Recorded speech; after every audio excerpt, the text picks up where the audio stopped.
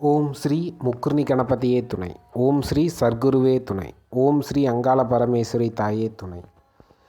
நாளைக்கு, அதாவது 7ஆம் தேதி செப்டம்பர் மாதம் 2024 வந்து விநாயகர் சதுர்த்தி. சாயந்தரம் வரைக்கும் இருக்குது சதுர்த்தி திதி. ஸோ அதனால் இப்போ இந்த வீடியோவில் நம்ம விநாயகர் சதுர்த்தி பற்றி எப்படி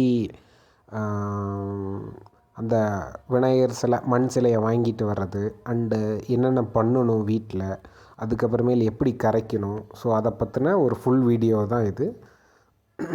வாங்க வீடியோக்குள்ளே போவோம். ஸோ நம்ம இருக்கிறது பூலோகம், அதாவது மொத்தம் 4 யுகங்கள் இருக்குது. அதில் இப்போ நம்ம பூலோகத்தில் இருக்கோம். இது கர்ம பூமியான பூலோகத்தில் கர்மங்களை கழிப்பதற்காகவே ஒரு உத்தமமான மூர்த்தி இருக்கார். அவர் யார் அப்படின்னு, அதாவது வினைகளை தீர்க்கும் விநாயகரே அப்படின்னு தான் நம்ம சொல்லுவோம். ஸோ அவருக்கு உண்டான நாள் தான் இந்த விநாயகர் சதுர்த்தி.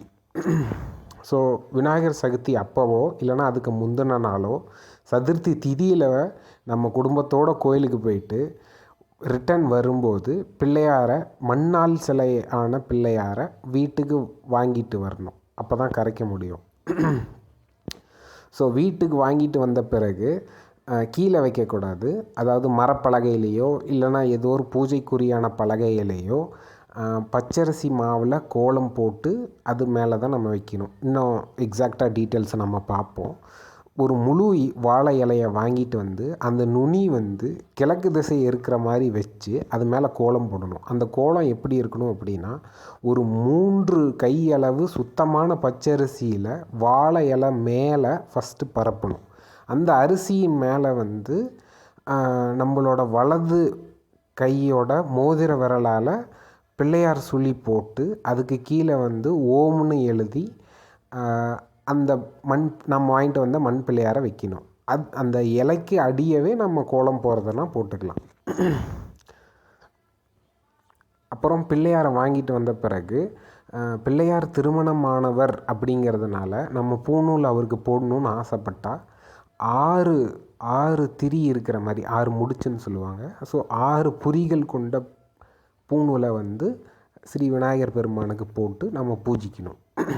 பூஜிக்கிறது எப்படி பண்ணலாம் அப்படின்னா, வழக்கம் போல் அவருக்கு பிடிச்சமான அருகம்புல், புஷ்பம், எருகம்பூவு, ஆடை அணிகலன்கள், விபூதி, குங்குமம், சந்தனம் இந்த மாதிரி பிள்ளையாருக்கு போட்டு நம்ம கும்பிடலாம்.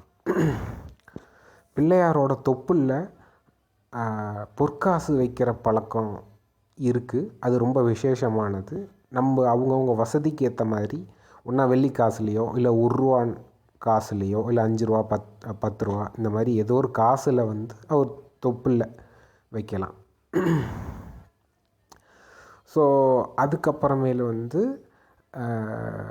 டெய்லி இது மாதிரி பண்ணலாம். கரைக்கிறது எப்போ அப்படின்னு பார்த்தா, கரைக்கும் நாள் வந்து விநாயகர் சதுர்த்தி பூஜையோடு அந்த நாளையும் சேர்த்து ஒற்றைப்படை வர மாதிரி 1ஆவது நாளோ இல்லை 3ஆவது நாளோ இல்லை 5ஆவது நாளோ இல்லை 7ஆவது நாளோ இல்லை 9ஆவது நாளோ அந்த மாதிரி ஒற்றைப்படை நாளில் தான் கரைக்க வேண்டும். அதுவும் அந்த நாள் வந்து ஒன்றா ஞாயிற்றுக்கிழமையோ திங்கட்கிழமையோ மட்டும்தான் இருக்கணும். மித்த நாளில் நம்ம கரைக்கவே கூடாது. பிள்ளையாரை கரைக்கும்போது ஆண்கள் மட்டும்தான் நீர்க்கரையில் சென்று கரைக்க வேண்டும். ஸோ இந்த மாதிரி நம்ம வீட்டில் வழிபட்ட இல்லைன்னா ரோட்லாம் மண் சிலை, பிள்ளையார் சிலை வச்சுருப்பாங்க. அந்த மாதிரி வழிபட்டு நம்ம கொண்டு போய் கடல்லையோ இல்லை ஆற்றுலையோ ஓடையிலையோ அந்த மாதிரி கரைக்கும் போது அது அப்படியே விண்வெளியில் மேகங்களாக பரவி நமக்கு நல்மழையை வர வைக்குதுங்க. ஸோ அதுக்கு தகுந்த மாதிரி நம்ம ப்ரே பண்ணலாம். ஒருவேளை முடிஞ்ச சம்மர் சீசனில் நமக்கு ஒழுங்காக மழை வரல அப்படின்னாலும் அதுக்கு தகுந்த மாதிரி நம்ம ப்ரே பண்ணிக்கலாம்.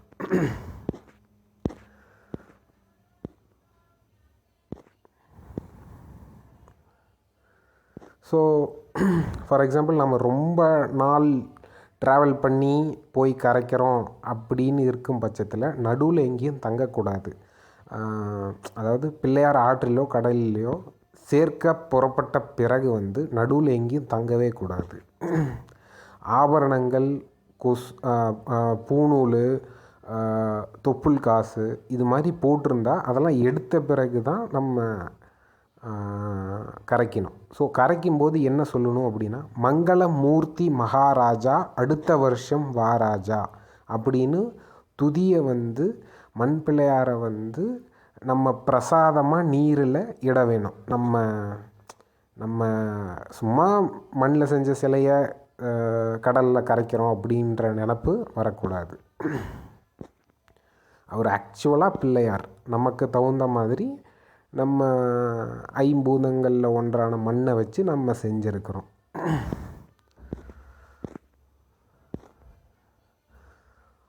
ஸோ அந்த நம்ம பிள்ளையாருக்கு போட்டிருந்த தொப்புளில் வச்சுருந்த காசெல்லாம் என்ன பண்ணலாம் அப்படின்னா, அதை நம்ம ரிட்டன் எடுத்துகிட்டு வீட்டில் வச்சு பூஜிக்கலாம். அந்த பிள்ளையாருக்கு போட்டிருந்த பூணில் கூட நம்ம யூஸ் பண்ணி அந்த பூணில் நம்ம போடுறதுனாலும் போட்டுக்கலாம். ஓம் நன்றி வணக்கம். ஓம் முக்குர்ணி கணபதியே துணை. ஓம் சர்க்குருவே துணை. ஓம் மங்காள பரமேஸ்வரி தாயே துணை.